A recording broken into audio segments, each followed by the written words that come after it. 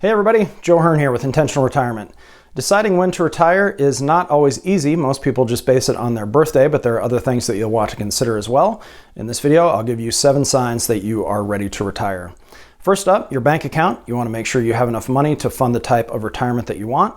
The best way to make sure that you're on track is to create a detailed retirement plan, but I will give you a quick shortcut. Charles Farrell did some research that showed that the average person needs Social Security plus savings worth about 12 times their annual pre-retirement income to maintain their standard of living in retirement. If you have enough, you might be ready to retire. Second up is your bucket list. Retirement is more than a math problem. You need meaning as well, which means you need a plan for what you want to do. If you have a plan in place, great. If not, if your main reason for wanting to retire is to escape a job that you don't like, you might want to hold off for a bit until you have a plan in place for meaningful pursuits. Third up is your health. If you are healthy and have longevity in your family, working a little bit longer might not impact the things you're able to do in retirement. If, however, you or your spouse are unhealthy, delaying retirement could mean that you are unable to do certain things for good. So you'll want to take an honest look at your health before deciding whether to retire early or late.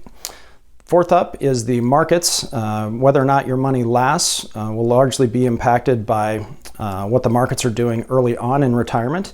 If you retire at the beginning of a bull market, your money has a much greater chance of lasting than if you retire at the beginning of a bear market. So take a look at the markets before you decide to retire. If they're looking shaky or if you've had a recent pullback, you might want to delay a bit and give the markets and your investments a chance to recover. Fifth up, healthcare benefits. So if you retire prior to age 65 when you become eligible for Medicare, you will need to get a healthcare plan that bridges the gap between your employer plan and Medicare. And even if you wait until 65, you'll still need a good chunk of money to fund the healthcare benefits in retirement that Medicare doesn't cover. So make sure that you have your ducks in a row with healthcare prior to making a decision to retire. Sixth up, Social Security benefits. If you claim Social Security benefits early, you'll take a permanent reduction in those benefits. If your plan is relying on Social Security benefits and doesn't work without them, you might want to wait until at least your full retirement age based on Social Security to retire.